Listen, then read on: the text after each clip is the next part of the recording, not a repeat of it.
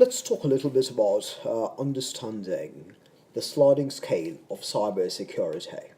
This is by the SANS Institute, which is very famous for providing loads and loads of very good white papers on internet security. So let's move forward and let's see what we need to understand in terms of the scales and the levels of protections you can presume as you're moving across these scales. So the role of cybersecurity are as follows. The first thing is, given the fact that every organization has gone terribly digital and we're all networked, we all live on the network, it's very important to maintain our resources just the same. So the role of cybersecurity has a purpose and looks at the purpose and impacts of every resource investment. If these resources are digital, if these resources have access to digital assets, the question is, you need to make sure that the access as well as the assets are both secured. Establish a maturity model for their security program. A maturity model is nothing but it gives you a sense of where you stand. It provides you a benchmark criteria.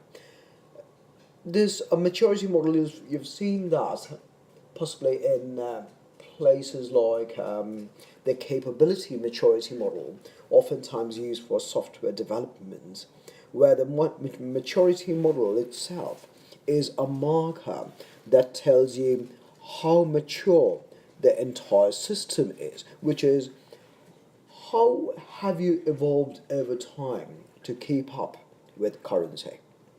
The third thing is breaking down cyber attacks to identified root cause. So again, the root cause analysis is a very important tool, very important to know, in a way that encourages growth by defenders over time. If you can identify the weakest link in your chain, you can take care of prompting proper security measures to tackle these root causes in your chain. But in order to find these weakest links, you need to know the root causes. The root cause analysis does exactly that. It helps you identify and at the end of the day converge into what would define the root causes. The understanding of each phase helps individuals and organizations understand that categories on the left-hand side of the scale build the appropriate foundation that make the other actions of the scale more obtainable, useful, and less resource intensive. This goes back into the very fact that you need to make sure that the groundwork is substantial. If the groundwork and planning is substantial, everything else works out very well. And with security, the problem is if you miss out on one, everything else tends to fall like a house of cards of sorts. So it's very important that the foundation is the critical piece of the puzzle. If you understand the foundation, you understand everything else. Now do realize, foundation is not just technical as I always keep mentioning. Foundation is both technical, psychological, and at the end of the day, a strategic piece of the being that has to be aligned with whatever you have running in your company. So every company will have to come up with its own architecture that matches its own presence and its own business objectives. So the goal should be to invest resources starting on the left-hand side of the scale and address those issues to achieve a proper return on investment before allocating significant resources to the other categories. So let's look at what these scales are all about. So here are the scales. So the 5 categories in the scale are as follows.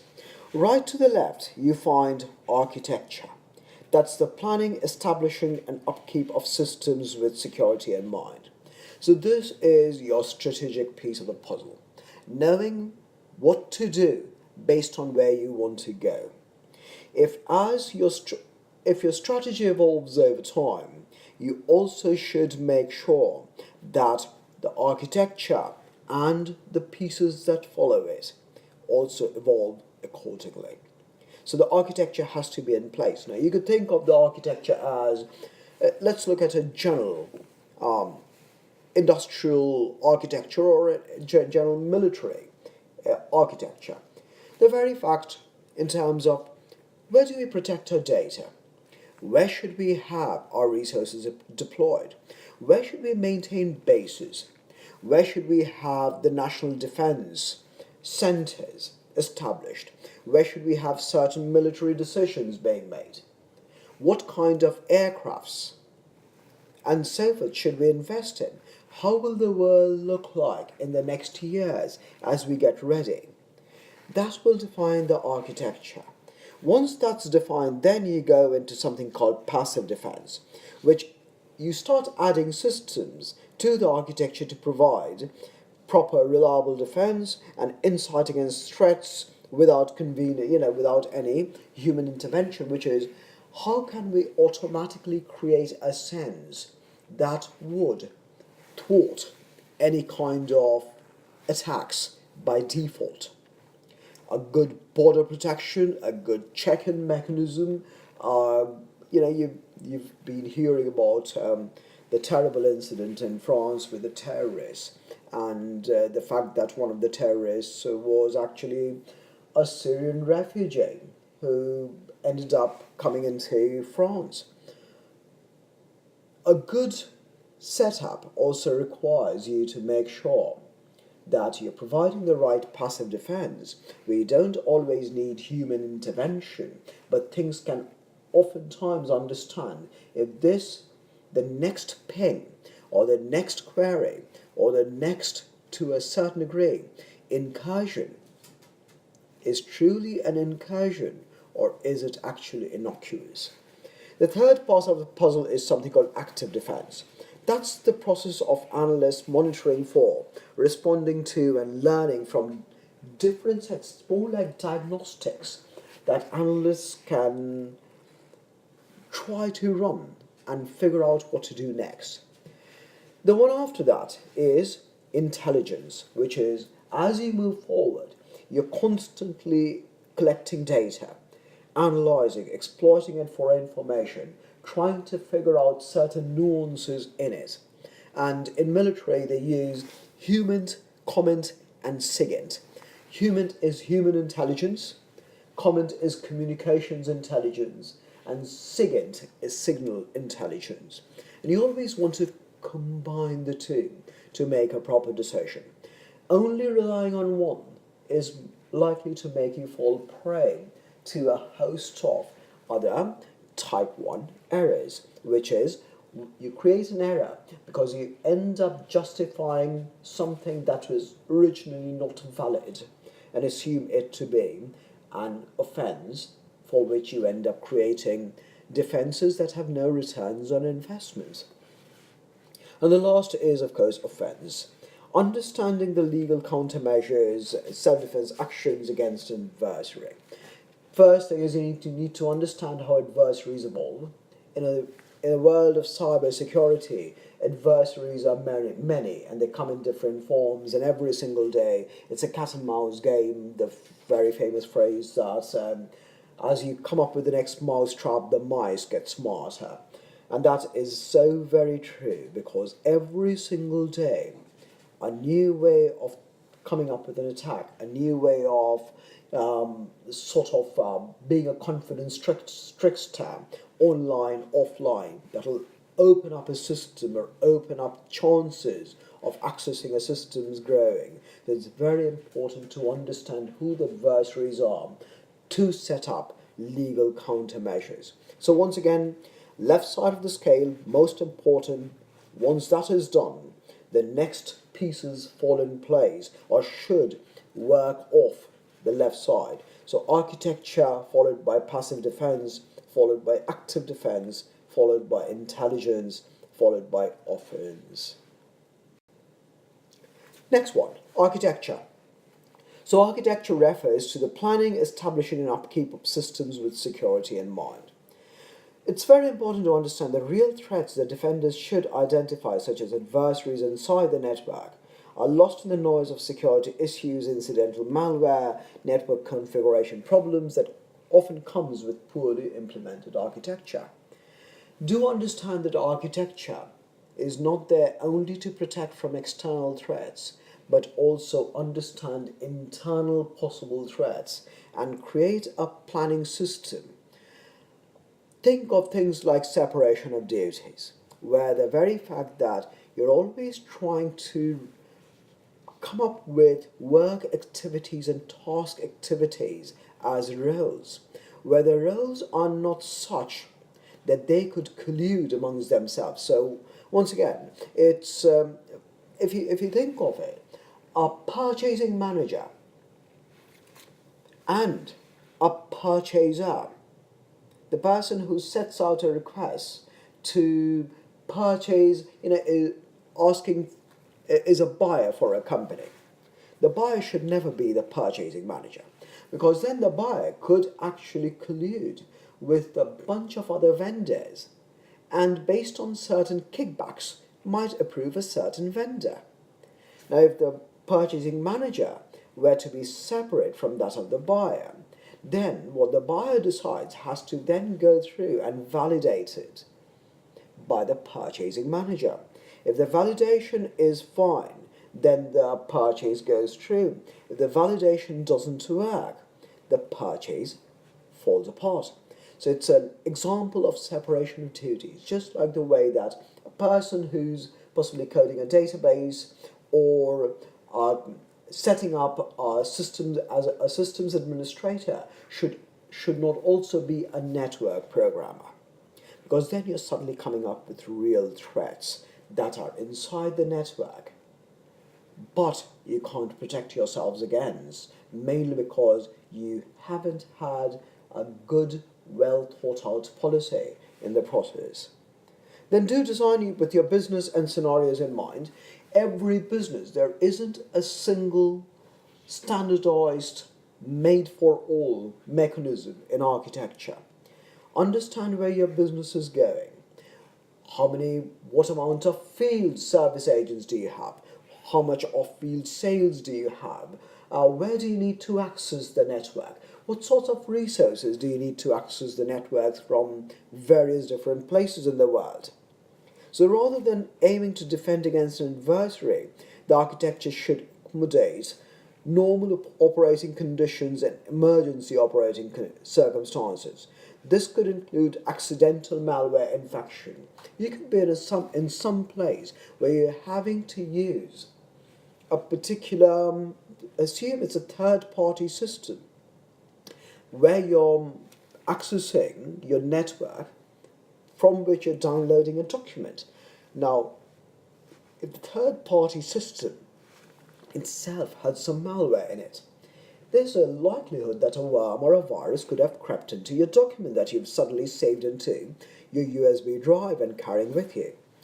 Peaks in network traffic from misconfigured systems.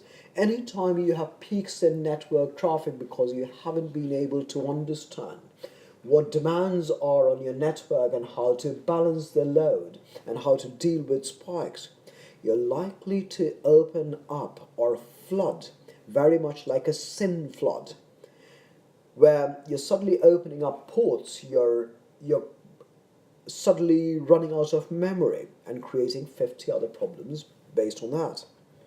And then systems that cause disruption to each other simply by being placed within the same network. It's important to also understand that systems within a network may not always rally very well with each other.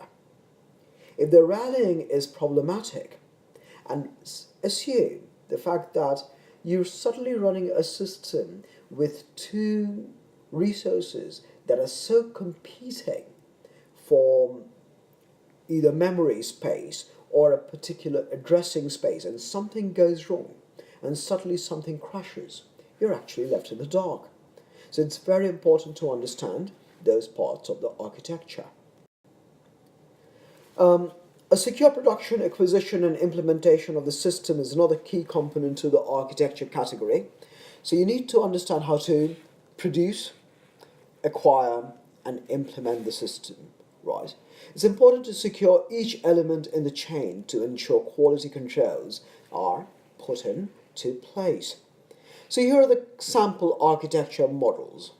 So One of them is, of course, the very famous National Institute of Science and Technology 800 series, which is a very famous architecture model. Um, this is series of special publications that lays out all the guidelines. This is like a body of knowledge, right? The architecture of systems is driven by the desired outcome and need from the system. You see that this idea, the desired outcome and need, is what's defined by a corporate planning and corporate strategy. Where do we want to go is important to know before how do we want to set up a security architecture that would allow us the latitude to do so. So, noteworthy is the 80137 Information Security Continuous Monitoring for Federal Information Systems and Organizations, which outlines that organizations should continuously and proactively monitor their networks for security violations and vulnerabilities, right? The idea is monitor, monitor, monitor, right? But prior to monitoring, if you don't know what to monitor and what to measure when you're monitoring, you're in a bit of a thick soup, mainly because it tells you that you really haven't come up with a good strategy and come up with a good metrics to measure the strategy. That way, once you've done that, then you can suddenly look at security violations, vulnerabilities, and you can come up with remedies for them, right? The other one is called the Purdue Enterprise Reference Architecture. This is a high-level architecture model which shows you an abstract architecture that many different types of companies or industries could implement, but doesn't tell you exactly what pieces of the puzzle you need to know to fill every blank in. That they leave out for each company to decide, but they give them a good overview of a system. So, for industrial control networks, the purpose is to show separation and segmentation, and this was the separation also means separation of duties, as well as separation of systems and segmentation of the network as you're moving forward through it. The next category is that of passive defense. Now, passive defenses are systems added to the architecture to provide consistent protection against or insight into threats without constant human interaction. These are automated mechanisms that understand metadata, understand traffic, and can react by themselves without somebody constantly having to put out fires. Now, as artificial intelligence becomes better, you'll find that this level of passive defenses, I'll give you an example of our basic passive defense. If you've seen any of these capture, the CAPTHA, it's called capture.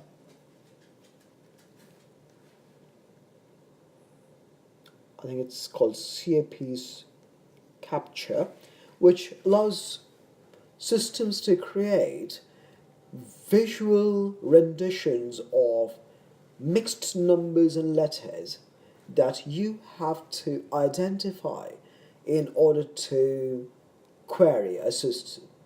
Now, it's very difficult for a bot or a robot to identify those because these are not specific scripts that can be parsed, but these are only visual identifiers that we can identify based on our general knowledge of things rather than just being able to parse specific scripts.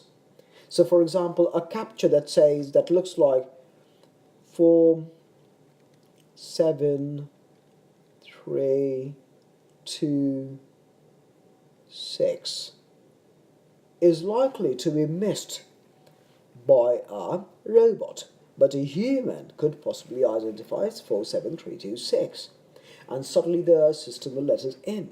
So passive defense oftentimes creates things like capture to make sure that the query that's coming from someone is that someone truly a legitimate source. So added on a top of a good architecture to secure systems in the presence of an adversary. Adversaries are threats that have an opportunity, so you don't want to give them the opportunity, an intent and capability to do harm will eventually bypass a good architecture.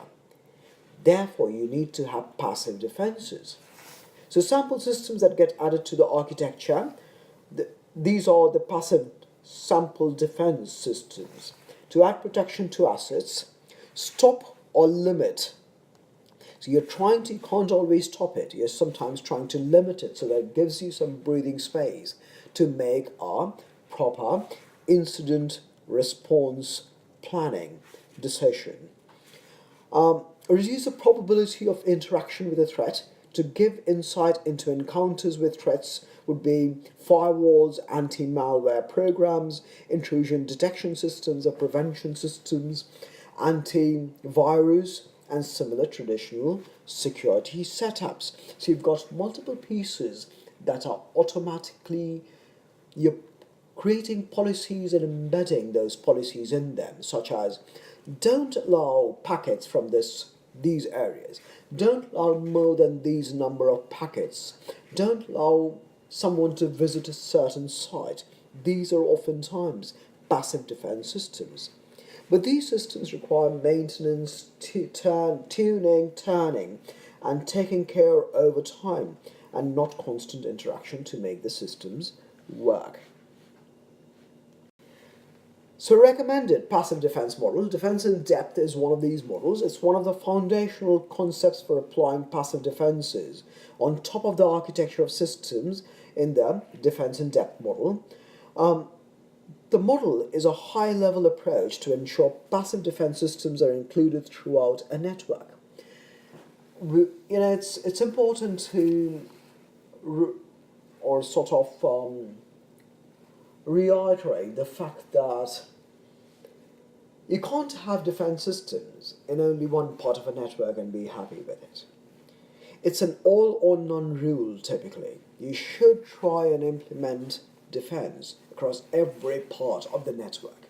If you're missing out on one part, then you've suddenly opened up a very serious network error in the system itself, in the process itself, that somebody could hack into, or to a certain degree an adversary could use to compromise your entire network.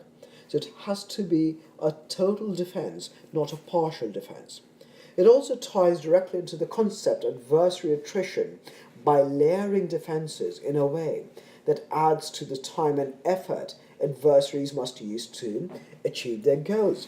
Now, layering defenses basically means you need to do, even within each sequence, you have multiple layers, right? Just the way we talk about the three types of general security assessment or credibility assessment of a source, which is what is,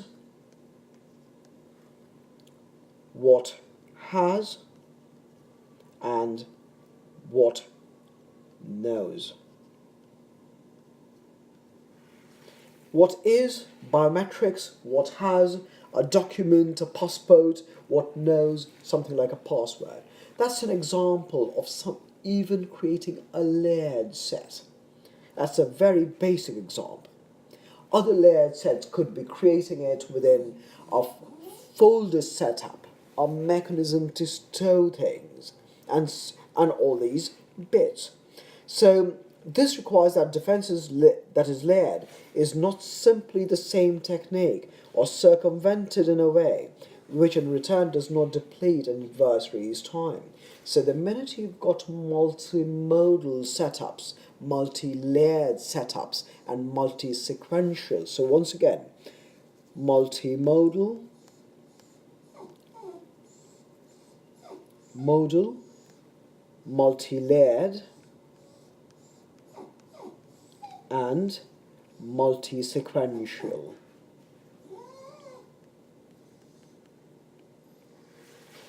Then you know that you're making progress. The other one is the NIST, which is the National Institute of Science and Technology. 800 series. The NIST 800 series supplies a number of documents that are useful for implementing passive defenses. The 841, 83, 94 publications are worth special attention for the discussion of firewalls, anti-malware system, intrusion prevention systems. Now do realize these pieces become very good for anyone either talking to their groups or talking to a cybersecurity group or network group in terms of, so what should be our due diligence protocol? Follow these guidelines that come out of the NIST 800 series. And then of course you've got the NIST cybersecurity framework, which helps put forward a roadmap to identify all the mechanisms for passive defenses as you're moving forward. Alright, the next category is that of active defense. So active defense is the process of analysts monitoring for, responding to, learning from and applying the knowledge to threats internal to the network. Now, this is an active. The key piece out here is active. You're constantly monitoring, responding, learning, and applying. Do realize it is a process of continuous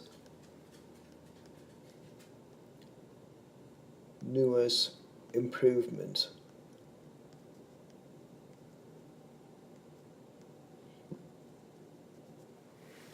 Now, it is important to add the ending piece of internal to the network to further discourage misinterpretation of the definition into the idea of a hack-back strategy.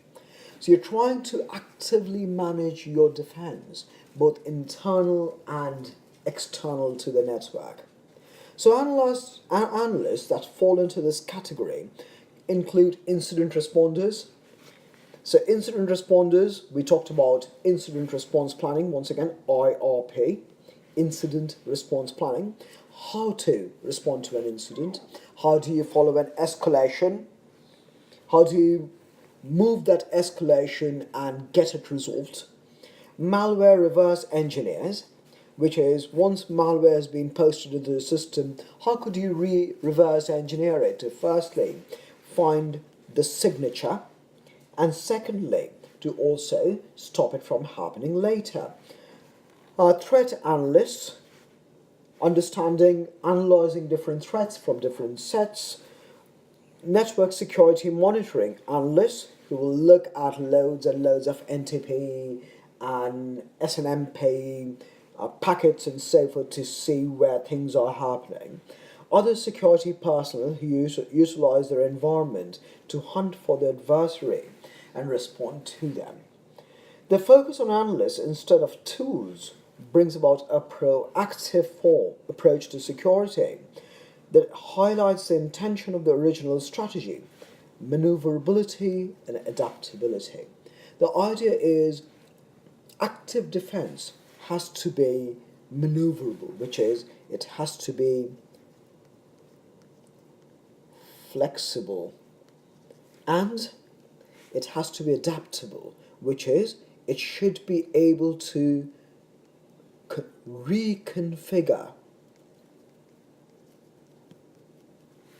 itself to match different levels of threat rather than just follow a single standard cutoff call.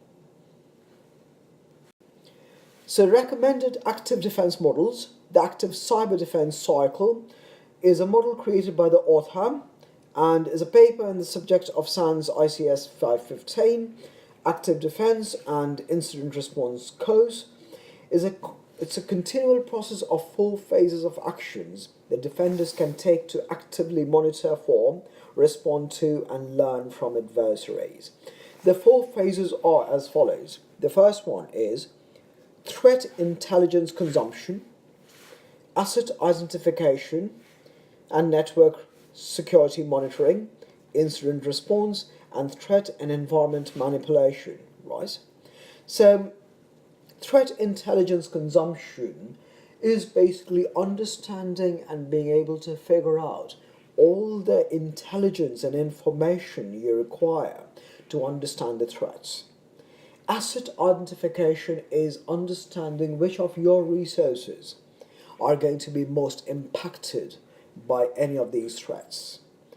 In that same vein, you also need to do your network security monitoring to see the resources that are likely to be impacted, are likely to be the most vulnerable. How are we managing network security to sort of thwart that issue? Incident response, how do we tackle things if things have happened? And threat and environment manipulation, nothing but understanding the fact that if we can manipulate the threat, either mislead it to a wrong part of the environment because they suddenly feel that that was the right place to attack rather than the proper resource. Very much like the very famous D-Day invasion, where the idea was to do a threat and environment manipulation and make the Germans believe, the Nazi Germany believe at that point of time, that the attack's going to be in Calais, not in Normandy. That allowed them to divert their resources to Normandy and not hit the bulk of the German defense forces that were put in use in Calais. The other one is called network security monitoring. Network security monitoring was formalized as a set of actions in the 1980s by Todd Heberlein with his development of the Network Security Monitor, a system for detecting network intrusions. NSM was popularized and safer, but it's basically a series of systems that detect network monitoring, network intrusions, and these include things such as firewalls, intrusion detection systems, and so forth. The next category is that of intelligence. Intelligence is defined as both a product and a process. It's defined here for the purpose of cybersecurity as the process of collecting data, exploiting it into information, and producing an assessment that satisfies a previously identified knowledge gap. So what you're trying to do is you're constantly exploiting data and converting into information. Data in its raw form does not have relevant or context. But once you convert it into information, what happens is you're suddenly being able to understand what are the pieces that we never knew about that we need to know.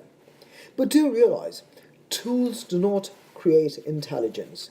Only analysts can create intelligence. Of course, in the next few years, as artificial intelligence gets more robust, then possibly we can have better tools to identify better knowledge gaps, but wouldn't really create the semblance of what would be intelligence, because that is oftentimes such a nuanced variety that only analysts can create intelligence and nobody else. Intelligence in the field of cybersecurity can fall into a range of activities. A group of persons accessing an adversary network to collect and analyze information will be conducting a cyber intelligence operation. Documents that call home after being stolen by an adversary, these documents are inside the adversary's network and are transmitting back information to the defenders about the true location of the adversary's environment. The information gathered would be useful intelligence for national policymakers, military or others to know about the development as well as the capabilities of the adversary system. Now, this is very interesting mainly because you're as if trying to reverse hack a system, an adversary's network, and transmitting. You're actually setting up something very much like a honey token, which is nothing but a bit of a bait to lure miscreants and adversaries into stealing something that they think is fantastic. Once that piece is stolen, what they don't know is what you have basically fed them is a virus whose main job, or a malware, whose main job is actually to exploit their network and send you back data that would give you a better sense of who it is and how to now reverse exploit their system. So recommended intelligence models, you've got the cyber kill chain, which is a trademark setup. The cyber kill chain was first made available in an unclassified form in the paper Intelligence-Driven Computer Network Defense Informed by Analysis of Adversary Campaigns and Intrusion Kill Chains. Now, by Hutchins, Cloppert, and Amin, it's an effective model to describe adversary actions against defender systems and breaks those actions into easily identifiable phases. This model can extract indicators and information from interactions with adversary, which will basically tell you what are the right things you need to find from an adversary to really help give away their position, right? This is the diamond model to provide threat intelligence. And then the diamond model for intrusion analysis was made available as an unclassified paper, and they talk about analyzing, adversary campaigns to figure out exactly what do we need to know, what have we learned from several different cases that would allow us to create somewhat of a systematic mechanism to gather intelligence and how to exploit that intelligence to make better decisions. Thank you very much, guys, and hopefully this was useful.